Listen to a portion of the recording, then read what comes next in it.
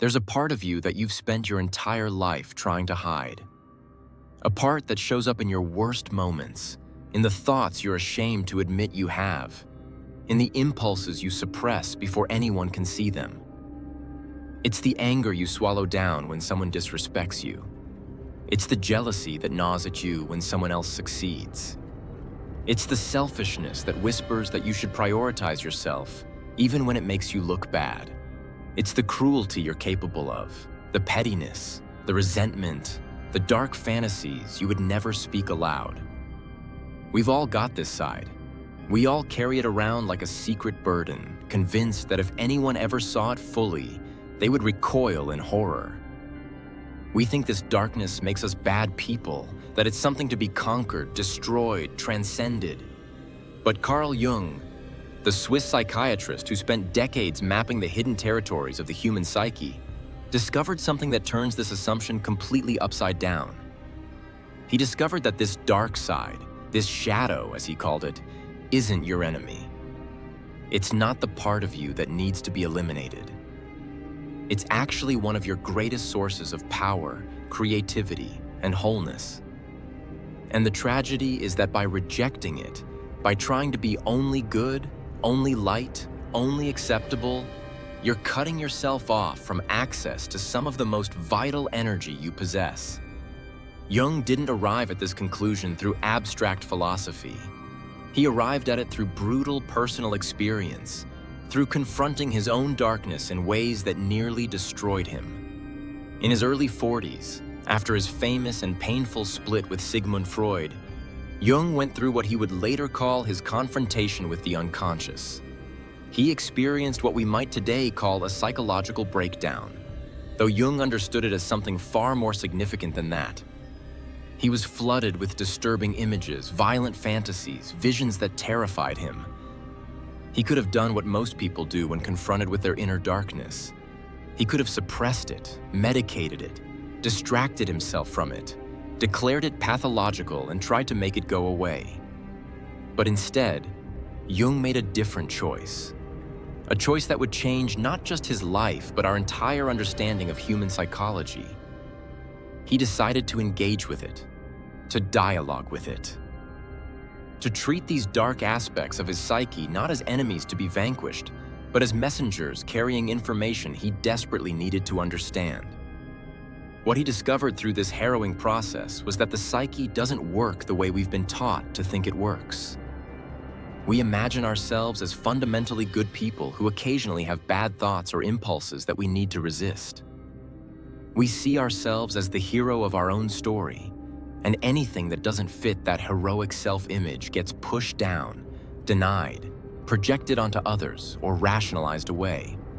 But Jung realized that this splitting of ourselves into good and bad, acceptable and unacceptable, conscious and unconscious, creates a profound psychological problem. Because everything you reject about yourself doesn't disappear. It doesn't cease to exist just because you refuse to acknowledge it. Instead, it forms what Jung called the shadow, an unconscious counterpart to your conscious identity that contains all the qualities, impulses, and potentials that you've deemed unacceptable. And this shadow, precisely because it's unconscious, precisely because you're not aware of it and can't integrate it, ends up controlling you in ways you don't recognize. Think about how this operates in everyday life. You pride yourself on being a kind, generous person. You've built your entire identity around being helpful, being there for others, being selfless. But there's a part of you, pushed deep into shadow, that's angry about always giving, that resents the people who take from you, that wants to say no, to be selfish, to prioritize your own needs for once. You don't acknowledge this part. You can't, because it contradicts your self-image. So, what happens? That shadow anger doesn't go away. Instead, it leaks out in passive-aggressive comments, in resentment that poisons your relationships, in sudden, inexplicable explosions of rage that seem to come out of nowhere, in chronic exhaustion and burnout because you're using enormous energy to keep this shadow material suppressed. Or maybe you pride yourself on being rational, logical, always in control. You've built your identity around being the person who doesn't let emotions cloud their judgment. But there's a part of you, pushed into shadow, that's deeply emotional, irrational, vulnerable. And because you can't acknowledge that part, it controls you through anxiety. You can't explain through sudden breakdowns when your control finally fails. Through an inability to connect genuinely with others, because genuine connection requires emotional vulnerability that you've disowned. Jung observed this pattern everywhere, in his patients, in himself, in entire cultures. He saw that the more rigidly people identified with being purely good, purely rational, purely civilized, the more their shadow grew in power and destructiveness. He watched as individuals who proclaimed themselves paragons of morality engaged in the most shocking hypocrisy. He watched as societies that prided themselves on enlightenment and progress descended into barbarism and genocide. And he understood that this wasn't a contradiction. It was a direct result of shadow rejection. The parts of ourselves we refuse to acknowledge don't become smaller. They become more powerful, more autonomous, more capable of taking over completely when our conscious control finally fails. This is why the most violently moralistic people are often caught in the most scandalous behavior. This is why the person who most loudly proclaims they could never do something terrible is often the one most likely to do exactly that when circumstances provide the opportunity. The shadow doesn't go away through rejection. It grows stronger through rejection. But Jung's insight went deeper than just pointing out this problem. He realized that the shadow isn't just a repository of negative qualities. It also contains positive potentials that we've rejected because they didn't fit the image we're trying to maintain.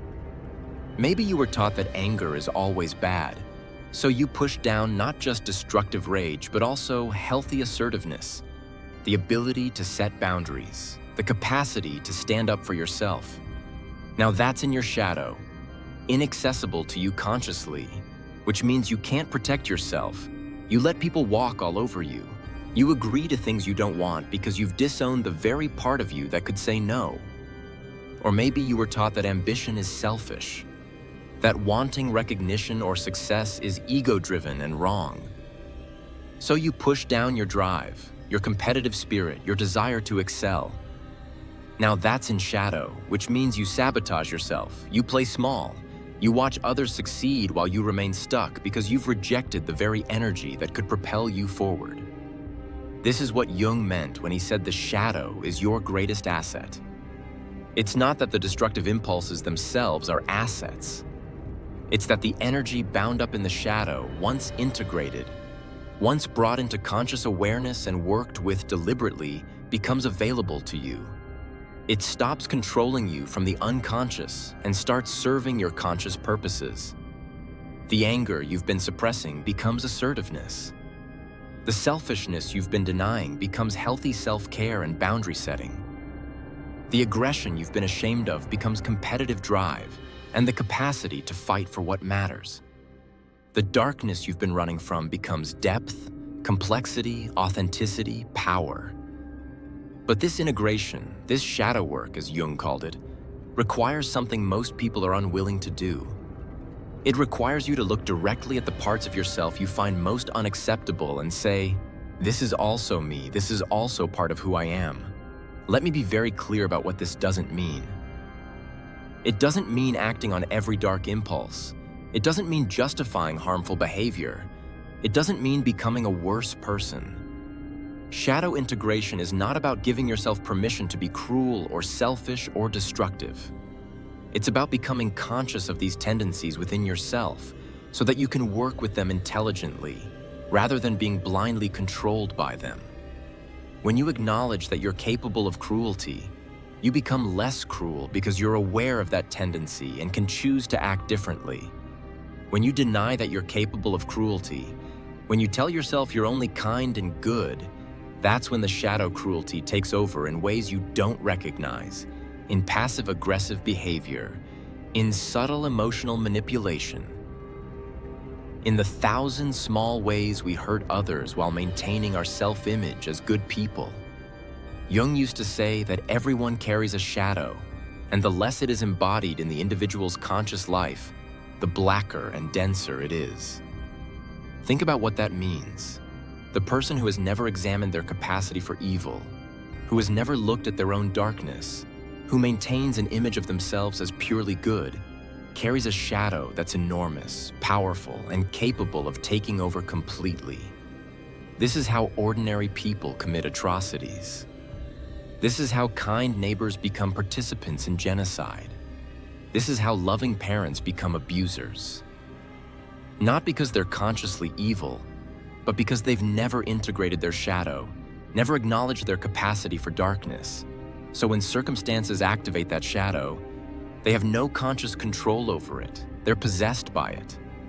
But the person who has done shadow work, who has looked at their darkness and integrated it, who knows what they're capable of in their worst moments, that person has choice.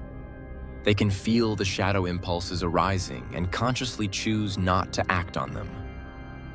The darkness is there, but it's in dialogue with consciousness rather than operating autonomously. This is intensely practical. Think about relationships. How many marriages fail because people refuse to acknowledge their shadow? One person maintains an image of being always supportive, always positive, never critical, but their shadow criticism leaks out in subtle digs, in eye rolls, in the things they don't say but communicate through tone and body language. The other person feels this shadow hostility, but when they bring it up, it's denied because it doesn't fit the first person's self-image. The relationship becomes poisoned by what's not acknowledged, what's operating from shadow. Or consider your career. Maybe you've been taught that wanting money or status or recognition is shallow and wrong. So you've pushed that ambition into shadow. But it doesn't go away. Instead, it expresses itself through chronic dissatisfaction with your current position, through resentment of people who are successful, through self-sabotage when opportunities for advancement appear because your shadow both wants success and is ashamed of wanting it. Integration would mean acknowledging, yes, I want success. I want recognition. I want to be well compensated for my work. This doesn't make me shallow. It's a legitimate desire. Once that's conscious, you can pursue success deliberately instead of being controlled by the push and pull of unconscious shame and desire. Jung believed that the confrontation with the shadow is the beginning of all genuine psychological and spiritual development. Not the end, the beginning. Because you can't become a whole, integrated person while denying half of what you are. You can't access your full potential, your full power, your full creativity while keeping entire dimensions of yourself locked in the unconscious. The shadow contains not just the negative qualities you've rejected, but also the unlived life. The roads not taken. The person you might have been if you'd made different choices, or been born in different circumstances. When you do shadow work, when you begin to acknowledge and integrate these aspects, you don't just become less controlled by unconscious impulses. You become more complete, more complex, more genuinely yourself rather than the carefully curated version you present to the world. There's a particular moment in shadow work that Jung described, a moment of profound recognition when you suddenly see a pattern you've been blind to your whole life. Maybe you've always seen yourself as a victim of other people's aggression, never acknowledging your own capacity for aggression. And then one day, through honest self-examination, you see it clearly. You see how you provoke others, how you create situations where they act out the aggression you won't claim as your own, how you've been getting your shadow aggression expressed through proxy while maintaining your self-image as purely victim. This recognition is painful, it's humbling, it shatters your comfortable self-narrative, but it's also liberating because once you see the pattern, once you bring it into consciousness, you can stop enacting it unconsciously. You can choose to express your aggression directly and appropriately, rather than through manipulation that makes others be aggressive for you. Or maybe you've always prided yourself on being independent, on not needing anyone, on your strength and self-sufficiency. And then through shadow work, You recognize that you've pushed all your neediness, all your vulnerability, all your longing for connection into shadow. You see how this creates patterns where you attract and then push away people who try to get close to you. How you sabotage intimacy because it threatens your self-image of not needing anyone. How you're actually desperately lonely but can't acknowledge that loneliness because it contradicts the story you tell yourself. Seeing this clearly is painful, but it opens up the possibility of genuine connection because now you can consciously choose to be vulnerable instead of unconsciously preventing vulnerability while wondering why you feel so isolated. Jung also understood something crucial about projection. When we refuse to acknowledge something in ourselves, we tend to see it everywhere in others. The person who is most bothered by others' selfishness is often deeply selfish but unable to admit it. The person who is most judgmental of others' sexuality is often struggling with their own shadow sexual impulses. The person who constantly calls out others for being fake is often the one most disconnected from their authentic self. This is why examining what bothers you most about other people is one of the fastest routes to discovering your shadow. The qualities you find most repulsive in others, especially when your reaction is disproportionate to the actual situation, are often the qualities you've disowned in yourself. They're living in your shadow, and seeing them in others activates an unconscious recognition that you immediately reject and project outward rather than acknowledge inward. This doesn't mean that every judgment you make is projection. Sometimes people actually do behave badly and your negative reaction is appropriate.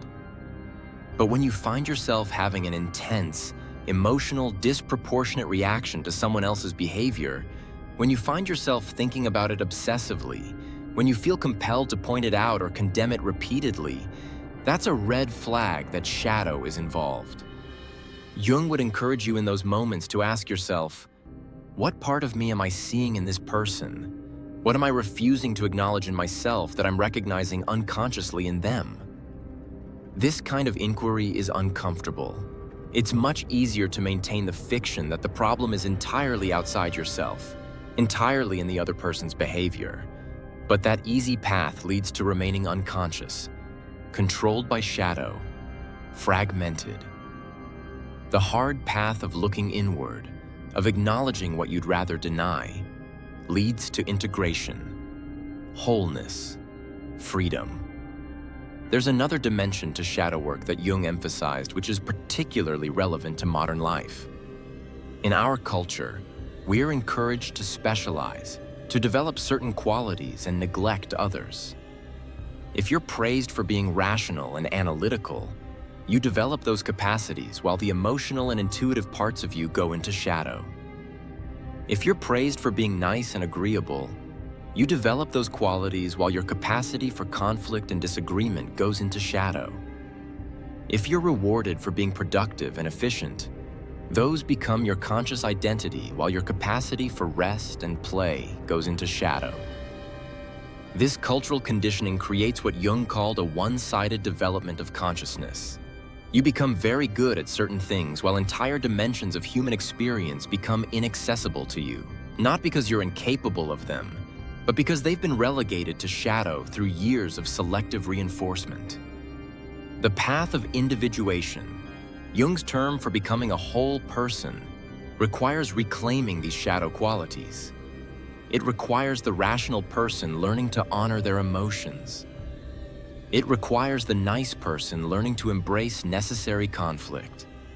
It requires the productive person learning to rest without guilt. This isn't about abandoning your developed strengths. It's about becoming more complete by integrating what was left behind. And here's what's remarkable. When you do this integration, when you bring shadow material into consciousness, you often discover that the qualities you thought were opposites actually complement each other. Your rationality becomes more effective when it's balanced with emotional intelligence. Your niceness becomes more genuine when you're capable of saying no. Your productivity becomes more sustainable when you honor your need for rest. The shadow doesn't destroy what you've built consciously. It completes it. Jung himself embodied this integration. He was both deeply scientific and deeply mystical. He was both rational analyst and visionary prophet. He was both respectable professional and revolutionary thinker. He didn't achieve this by being mediocre at everything. He achieved it by fully developing his conscious capabilities while also engaging with the shadow aspects that contradicted his professional identity. When he started having visions and exploring mystical experiences, his rational scientific colleagues thought he'd lost his mind. But Jung understood that denying the mystical, visionary part of himself to maintain his identity as a rational scientist would create a dangerous split. So he integrated it. He brought it into dialogue with his scientific side, and the result was a body of work that transcends the limitations of either pure rationality or pure mysticism. This is what becomes possible when you stop fighting your shadow and start working with it. You stop being limited by the narrow identity you've constructed. You stop exhausting yourself trying to maintain an image that requires constant suppression of half of what you are. You stop being blindsided by unconscious patterns that sabotage you. You become more flexible, more resilient, more capable of responding to life's complexity because you have access to a wider range of responses. The person who has integrated their shadow can be gentle when gentleness serves and fierce when fierceness is required. They can be generous and selfish depending on the situation. They can be logical and emotional, strong and vulnerable, confident and humble. Not because they're inconsistent or fake, but because they're whole. They're not trapped in one-dimensional identity. They contain multitudes, as Walt Whitman said, and they've learned to work with all those dimensions consciously. So how do you actually do this work? How do you begin to integrate your shadow? Jung's answer was consistent throughout his career. You start by paying attention to your reactions. When you feel intense emotion, especially negative emotion directed at someone else, pause and ask yourself what that emotion is showing you about yourself. When you find yourself judging someone harshly, ask what quality you're judging in them that you refuse to acknowledge in yourself. When you notice patterns in your life, repeated situations that keep happening despite your best efforts to avoid them, recognize that shadow is probably involved, creating those patterns from the unconscious. Keep a journal of these observations. Notice when you're performing, when you're maintaining an image, when you're being who you think you should be rather than who you actually are. Those are moments when shadow is active, when you're suppressing something to maintain your conscious identity. Then, and this is the hard part, you have to be willing to acknowledge what you discover. Not to act on every impulse, not to justify harmful behavior, but to simply admit, yes, this is also part of me. I am capable of this. This exists within me. That acknowledgement alone, that bringing into consciousness what was unconscious, begins the process of integration. The shadow material loses its autonomous power over you precisely because you've recognized it, named it, claimed it as yours. It's no longer this unknown force controlling you from the darkness. It's a known part of yourself that you can now work with consciously. Jung used to say that the shadow is 90% gold, that the qualities we reject and push into shadow aren't just negative. They contain enormous potential that becomes available to us through integration. Your shadow isn't your enemy. It's the part of yourself you haven't yet learned to work with consciously. And the journey of making that shadow material conscious, of integrating what you've rejected, of becoming whole rather than remaining fragmented in service to a limited self-image, that's the journey of becoming fully human. That's the path to accessing not just some sanitized, acceptable version of yourself, but the full power, depth, creativity, and authenticity of who you actually are beneath all the conditioning and performance. Your dark side isn't something to be conquered.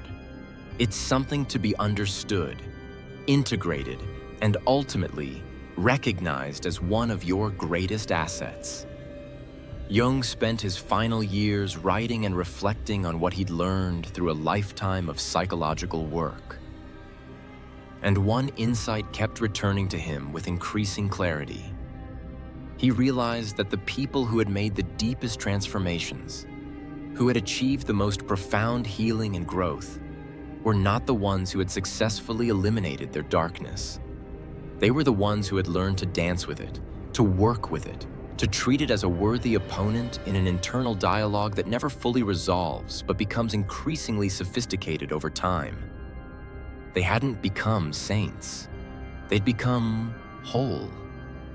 And wholeness, Jung understood, is infinitely more valuable than perfection, because perfection is an illusion that requires constant denial of reality, while wholeness is an acceptance of the full truth of what you are, light and shadow together, forever in creative tension. The great irony is that in trying to be only good, only acceptable, only light, we make ourselves weak, brittle, one-dimensional.